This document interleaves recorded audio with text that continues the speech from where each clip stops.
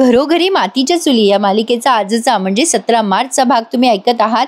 तर मंडळी, आता आपण बॅक टू रुटीन आलोय बरं का. तर कालच्या महासंगमचा आज घरोघरीच्या या सिरियलमध्ये त्यांनी शेवट केलाय. तर सुरुवातीला आपण बघतोय ऋषिकेश जानकीला घेऊन हॉस्पिटलमध्ये गेलाय आणि ऐश्वर्याने तिच्या वडिलांना फोन केलाय. आता सयाजीराव ऐश्वर्यावर ओरडतो की तिने किती वाईट पद्धतीने हे सगळं केलंय. म्हणजे मैपतचा प्लॅन ऐश्वर्यामुळे फ्लॉप झाला असं सयाजीराव तिला सांगतोय की तू असं का केलं, तो मधुकर पाटील तुझ्यामुळे पळाला, एक्सेट्रा एक्सेट्रा. पण ऐश्वर्या तिच्या वडिलांचं बोलणंही ऐकून न घेता त्यांनाच उलटून बोलते आणि म्हणते मी काय जिम्मा नव्हते खेळत तिकडे डॅडा, मी सगळं केलं होतं मॅनेज, मध्येच ते अर्जुन सायली टपकले ना. सयाजीराव म्हणतो तुला कळतं का तू काय बोलतेय. मग ऐश्वर्या म्हणते नसताच पुरला तो अर्जुन एकटा, पण ऐन वेळेला त्या ऋषिकेशने हिरो म्हणून एंट्री मारली ना.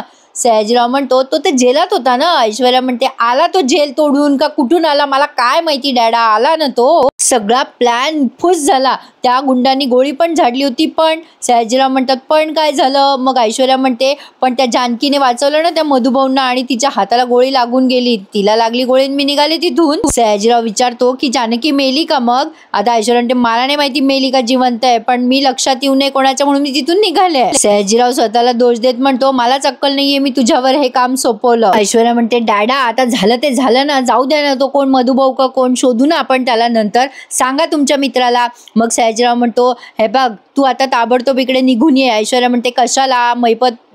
सयाजीराव म्हणतो अगं सांगितलं ना तुला ये म्हणलं की ये. आता ऐश्वर्या त्याला विचारते काय काम आहे तुमचं एवढं. सयाजीराव म्हणतो काम नसल्यावर काय बापाला भेटायला यायचं नाही काय, गपचुपी आहे इकडे. ऐश्वर्या म्हणते घरात आधीच प्रॉब्लेम आहे माझ्या डॅडा. मग तो सयाजीराव म्हणतो तुझे घर गेलं खड्ड्यात, मला ते सांगू नको, ये म्हणलं की यायचं चुपचाप. ऐश्वर्या ठीक आहे म्हणून फोन ठेवून देते. पण आता सयाजीरावला टेन्शन आलंय की मैपत आता त्याला शिव्या घालेल. जानकीवर आता ट्रीटमेंट झाली आहे आणि आता तिची ती गोळी जे लागलेली आहे ना त्यावरती पण त्यांनी असं मलमपट्टी झाली. आता सायली म्हणते जे काही झालं ते चांगलं नाही झालं, पण बरं झालं जानकीला वेळेवर हॉस्पिटलमध्ये आपण आणलं. आता जानकी ऍक्च्युली तिच्या आउट हाऊसमध्ये बरं का. पण आता ते डॉक्टर म्हणतात बरं झालं थोडक्यात वाचलात तुम्ही, गोळी हाताला चाटून गेली आहे, पण हे बघा काळजी घ्यावी लागेल आणि तुम्हाला गोळी लागली आहे त्यामुळे प्लीज पोलीस कंप्लेंट करा आणि लक्ष द्या जखमेकडे. मग ऋषिकेश त्या डॉक्टरचे आभार मानतो की थँक्यू डॉक्टर, तुम्ही बरं झालं वेळेत आलात. मधुभाऊंना खूप काळजी वाटते जानकीची. डॉक्टर गोळ्या औषधं देऊन निघून चाललेत. आता मधुभाऊ जानकी जवळ जाऊन तिच्या असं डोक्यावरनं हात फिरवतात आणि म्हणतात वेडी मुलगी तुला काही झालं असतं तर. मग जानकी म्हणते मधुभाऊ मला काही होणार नाही, मी ठीक आहे. तुम्ही ठीक आहात ना मधुभाऊ, झालं तर मी पण ठीक आहे. मग मधुभाऊ म्हणतात बघ ग साऊ, माझ्या जानकीने स्वतःची जीवाची पर्वा नाही केली ग माझ्यासाठी. मग सायली म्हणते हो काही झालं तरी जानकी मधुभाऊंचं रक्षण करेल हे मला माहित होतं. जानकीने मला शब्द दिला, पण जानकी तुला जर काही झालं असतं ना तर मी स्वतःला माफ नसते करू शकले ग.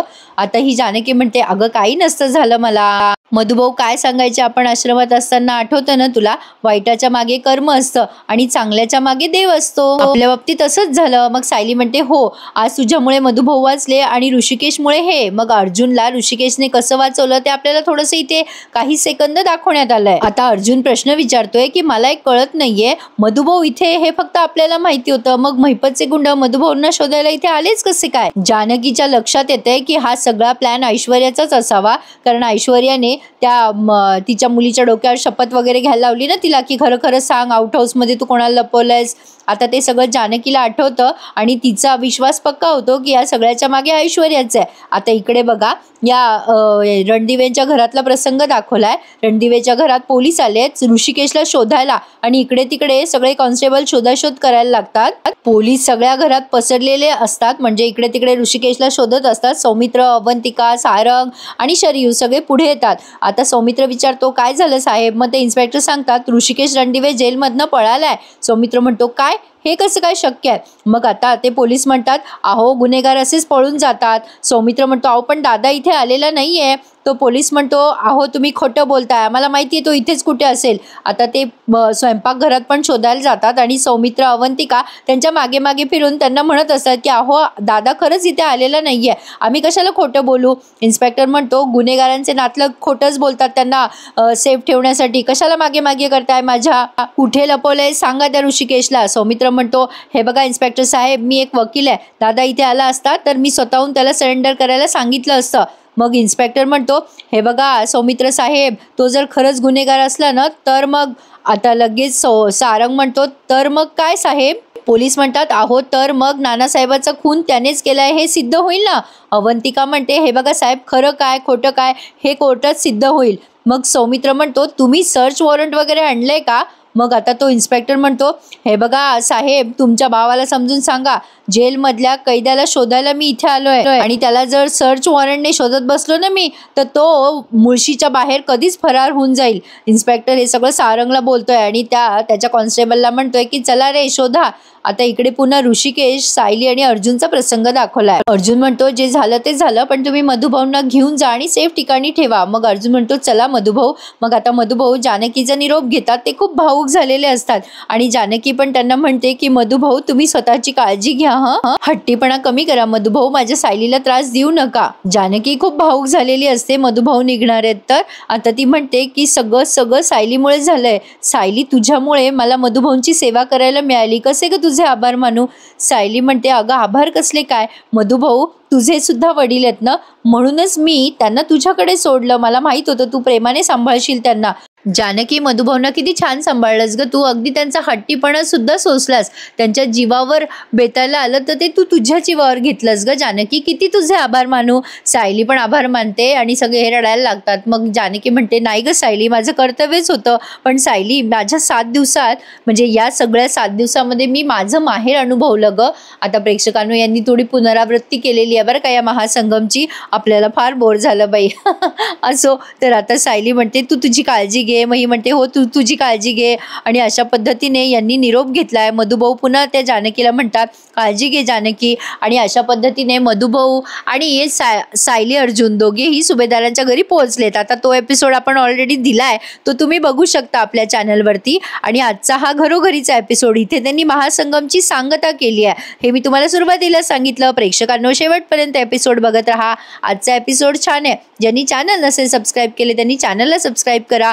रोज तुम्हाला असे रिव्ह्यू येणारच. आता शरयू खाली येते आणि म्हणते, हे काय चाललंय सगळं, कोण आहे हे हवालदार, काय शोधताय, माझी रूम सुद्धा अस्ताव्यस्त केली आहे त्यांनी, काय चाललंय सारंग म्हणतो, अगं शरूताई, दादा जेलमधून पळालाय. शरयू म्हणते, बाबा काय, ऋषिकेश दादा जेलमधनं पळाला? आता एवढी घाबरते आणि काहीच्या काही बोलायला लागते. शरयू इन्स्पेक्टरला म्हणते, अरे बापरे, हा जेलमधनं आता पळालाय, पण याच्यामुळे आपल्याला नको कोणी आत टाकायला. सौमित्र म्हणतो, गप्पा बस शरू. आता शरयू म्हणते, ए बाबा मला बोलू दे, मला तू कधी बोलूच देत नाही रे सौमित्र. आता मी गप्पा बसणार नाहीये. त्याने माझ्या नानांचा खून केलाय आणि तो पळालाय जेलमधनं. हे बघा इन्स्पेक्टर साहेब, त्या ऋषिकेशला शोधा, सगळीकडे शोधा आणि मोठ्या जेलमध्ये टाकून द्या. त्याला चांगली मोठ्यात मोठी शिक्षा करा. आणि त्याने जे केलंय ना ते खूप अक्षम्य आहे हो, त्या गुन्ह्याला माफी नाहीच. अवंतिका म्हणते, अहो तो तुमचा भाऊ आहे ना, असं काय बोलताय शरूताई? मग शरयू म्हणते, गुन्हेगार माझा कोणीही लागत नाही. मग लगेच सारंग म्हणतो, हो गुन्हेगाराची मदत करणारा पण गुन्हेगारच असतो. आता सारंग आणि शरयूच्या या बोलण्यावर सौमित्र आणि अवंतिका नवलच व्यक्त करताय. सारंग म्हणतो, त्या गुन्हेगाराचा आणि आमचा काही संबंध नाहीये. अगं ताई, ऐश्वर्या म्हणाले ना तेच बरोबर होतं, ऋषिकेश दादानेच खून केलाय नानांचा. अहो साहेब, त्याच्या मनात जर भीती नसती तर तो जेलमधनं पळाला असता का? त्याच्या पोटात भीती होती म्हणूनच तो पळालाय जेलमधनं. सारंग त्या इन्स्पेक्टरला काहीच्या काही सांगायला लागतो. आता ही शरयू म्हणते, सारंग, अरे तो कुठे गेला असेल? नाही म्हणजे आता मलाही कन्फर्म झालंय की त्या जानकी वहिनीने ऋषिकेश दादानेच खून केलाय आपल्या नानाचा. पण एक मिनिट, तो जेलमधनं पळाला खरा, पण ती जानकी वहिनी कुठे गेली आहे? कुठे गेली असेल ती जानकी वहिनी? आता हे लगे विचार करायला लागतात, जानकी कुठे गेली असेल, काय काय वगैरे वगैरे. ऋषिकेश आणि जानकीचं सीन दाखवलाय त्यांनी. आता ही जानकी त्याला म्हणते, ऋषिकेश सगळं ठीक होणार आहे. मग ऋषिकेश म्हणतो, हो जानकी तू काळजी करू नकोस. जानकी म्हणते, ऋषिकेश पण तुम्हाला जेलमधनं बेल केव्हा मिळाली? आज तर सुट्टी होती ना कोर्टाला, तुम्ही असे कसे काय परत आलात? मग ऋषिकेश तिला सांगतो, अगं मी तिथून पळून आलोय. आता जानकी म्हणते, काय ऋषिकेश असं काय? अहो तुम्ही असे पळून का आलात? अहो फरार झालात तुम्ही, हे सगळं तुमच्या विरोधात गेलं तर? आता मात्र ऋषिकेश तिला म्हणतो, मग काय करणार होतो जानकी मी? अगं मी शांतपणे हे सगळं बघणार होतो का? अगं जेलमध्ये मी एका मुलीला ऐकलं, तुझा जीव म्हणजे संकटात आहे असं माझ्या लक्षात आलं. मग साक्षीबद्दल सांगितलंय ऋषिकेशना, हे सगळं त्या जानकीला सांगितलंय. जानकी म्हणते, बापरे कोण होती ती मुलगी? ऋषिकेश म्हणतो, ती मुलगी कोण होती मला माहिती नाही, पण त्या मुलीचं मी बोलणं ऐकलं आणि लगेच निघालो. त्या मुलीचा चेहरा देखील मला दिसला नाही ग, पण तुझा जीव संकटात आहे म्हणल्यावर मी शांत बसणार होतो का? जानकी म्हणते ऋषिकेश असं काय केलं तुम्ही, का फरार झालात? एकतर आधीच नानांच्या खुनांचा आरोप तुमच्यावर आलाय आणि सगळ्यांना वाटेल की तुम्हीच आता नानांना. आता ऋषिकेश म्हणतो कोणाला काय वाटायचं ते वाटू दे, मला काही फरक पडत, पण तुला माझ्यावर विश्वास आहे ना, मी कधी चुकीचं वागेल का? आता जानकी म्हणते माझा तुमच्यावर पूर्ण विश्वास आहे, तुम्ही कधी चुकीचं वागणार नाही, पण ऋषिकेश हा गुंता कसा सोडवायचा? हे बघा काहीही केलेलं नाहीये तुम्ही निर्दोष सुटलेच पाहिजे, पण काय करायचं ऋषिकेश? ऋषिकेश म्हणतो जानकी मलाही तेच कळत नाहीये ग, पण तू विश्वास ठेव. अगं आपण नानांचा शोध सुरू ठेवू, माझी खात्री आहे नाना आपल्याला लवकरात लवकर सापडतील. जानकी म्हणते आपण तर नानांना शोधूच, पण तोपर्यंत गैरसमज वाढत गेले तर, पोलीस तुम्हाला शोधत घरापर्यंत आले असतील तर. आता जानकीने असं सांगितल्यानंतर ऋषिकेशला आलंय टेन्शन, खरंच पोलीस आले असतील तर, आणि खरोखर पोलीस तिकडे आलेत. आता सगळं घर पालतं घातल्यानंतर त्यांना ऋषिकेश काही सापडला नाहीये. मग ते पोलीस म्हणतात की ऋषिकेश इथे नाहीये घरामध्ये, ते बाकीचे कॉन्स्टेबल शोधून सांगतात.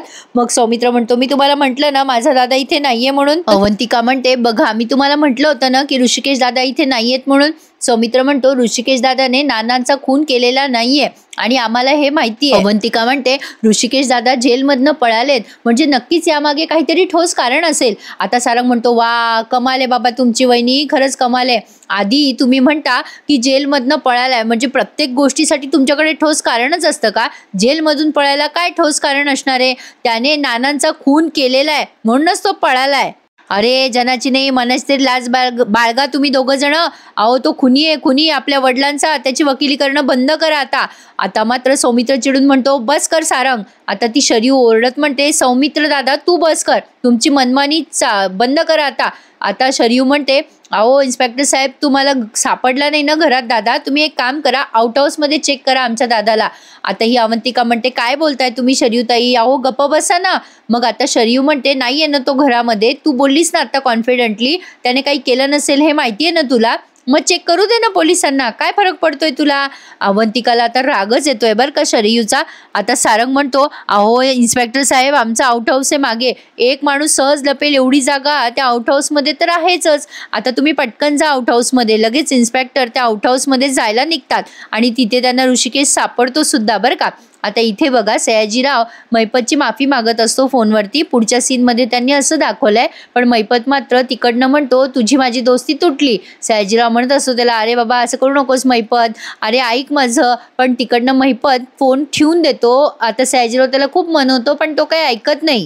ऐश्वर्या तिथे पोहोचली आणि डॅडा म्हणून आवाज देते. आता मात्र सयाजीराव चिडून म्हणतो यार आणि सरकार तू जे काही केलंयस त्यामुळे दुधाचा अभिषेक करायला पाहिजे तुझा. मग ऐश्वर्या म्हणते डॅडा एवढं चिडचिड करू नकोस, उगाचच नको बोलूस मला, नाही तर मी कधीच येणार नाही इथे. सयाजीराव म्हणतात कशाला उगाचच रिकामा काम करून ठेवलंय तू, तुझ्यामुळे माझी आणि मयाची दोस्ती तुटायला लागली आहे. आता ऐश्वर्या म्हणते मी तुम्हाला सांगितलं ना जे काही झालं ते. आता सयाजीराव म्हणतो अरे पण तुझ्यामुळे तो मैपत मला नको नको ते बोललाय, दोस्ती तुटेल असं म्हणतोय ना. मग ऐश्वर्या म्हणते मला काय माहिती असं होणार होतं. मग सयाजीराव विचारतात तिला तो ऋषिकेश कसं काय जेलमधनं पळाला. पण ऐश्वर्या म्हणते मला काय माहिती तो कसं काय जेलमधनं पळाला, काय झालं तुम्ही तेच तेच विचारू नका.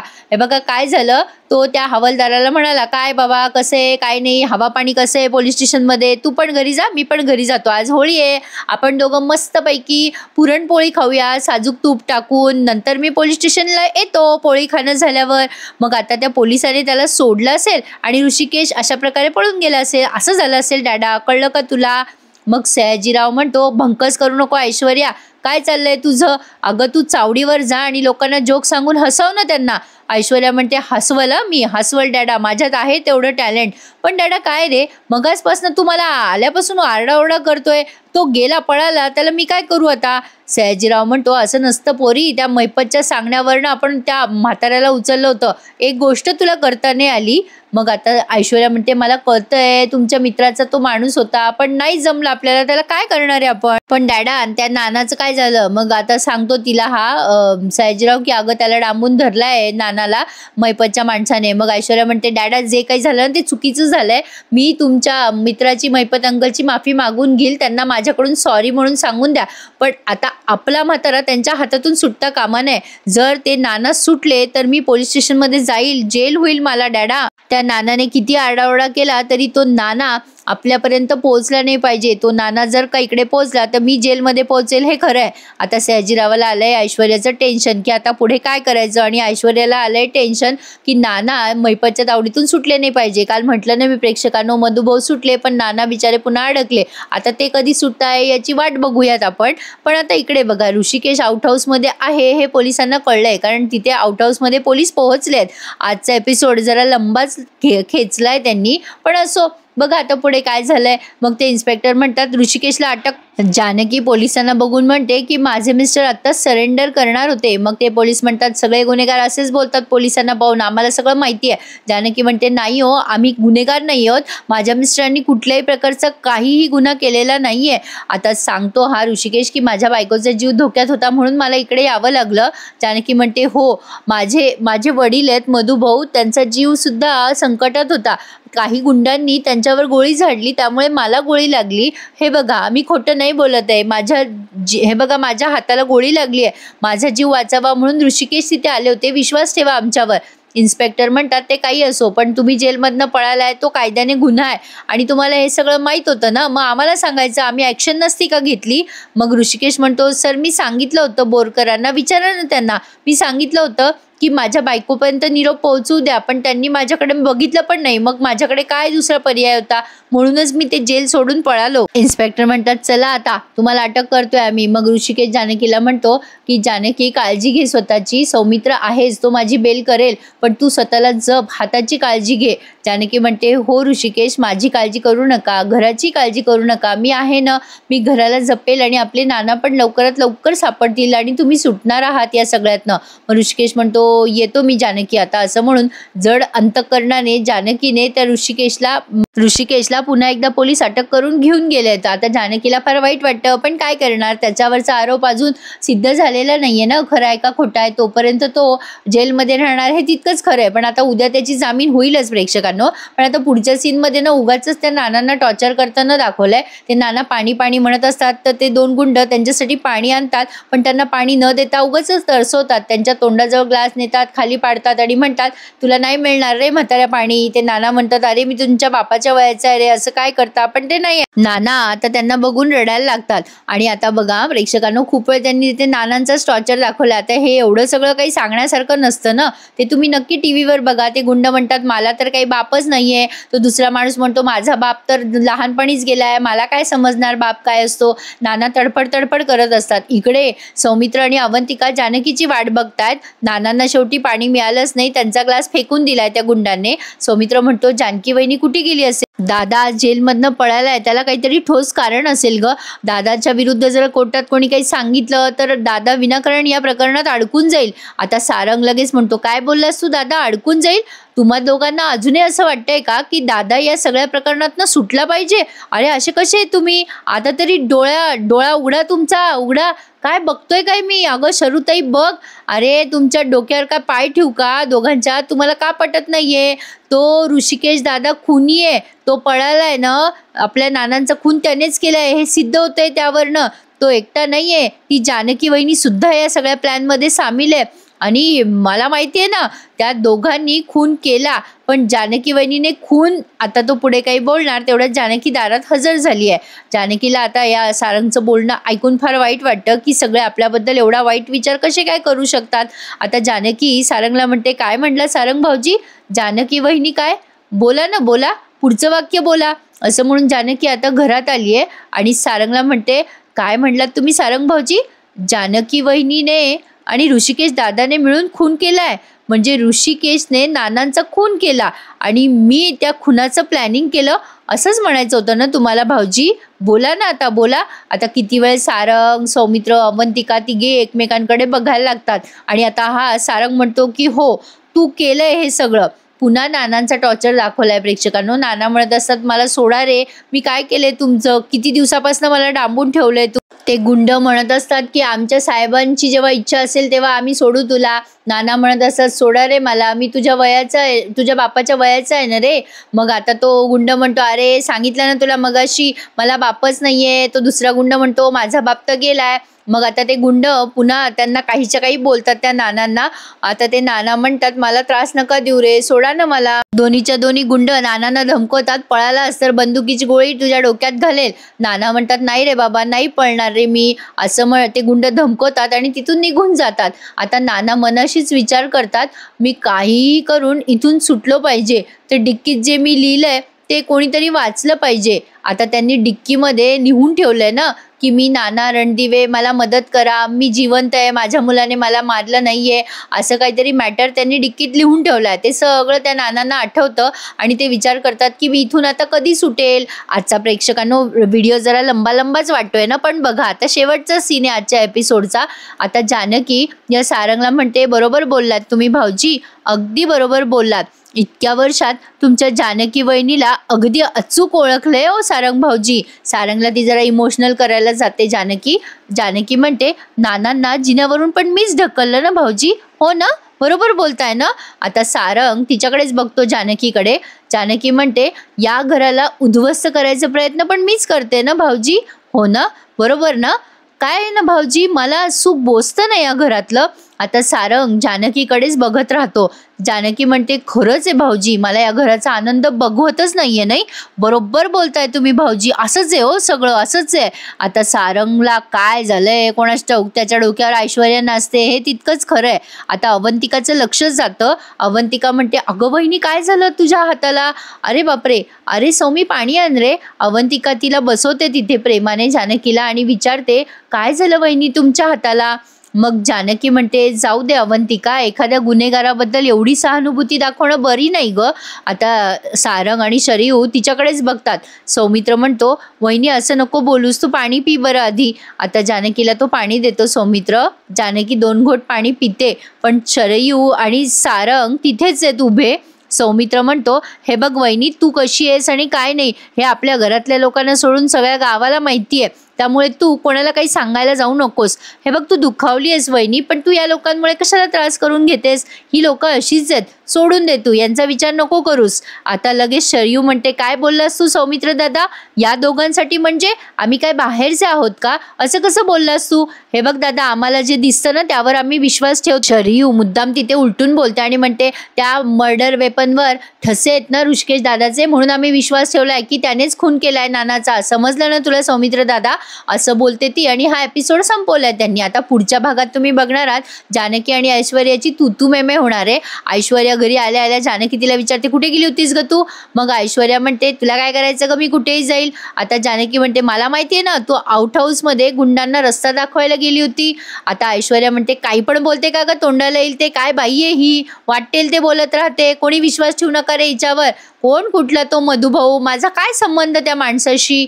मग जानकी म्हणते, तेच तर कोड सुटत नाहीये ना. ऐश्वर्या म्हणते, मला वाटलंच होतं तू असे आरोप करणारच आहेस माझ्यावर, असं म्हणून ती निघून जात असते. मग आता जानकी म्हणते, थांब ऐश्वर्या, ज्या दिवशी मला एकदा कळलं ना की तुझा हात आहे या सगळ्यात, तेव्हा तुझा हात धरेन आणि तुझी वरात या घराच्या बाहेर काढेन, लक्षात ठेव. मला वेळ लागणार नाही हे सगळं करायला. आता जानकीने नेहमीप्रमाणे पोकळ धमकी दिली आहे या ऐश्वर्याला. आता बघूयात ऐश्वर्या त्यावर काय उत्तर देते. प्रेक्षकांनो, असा होता आजचा भाग. आवडल्यास लाईक करा, शेअर करा आणि भेटूयात उद्या. धन्यवाद.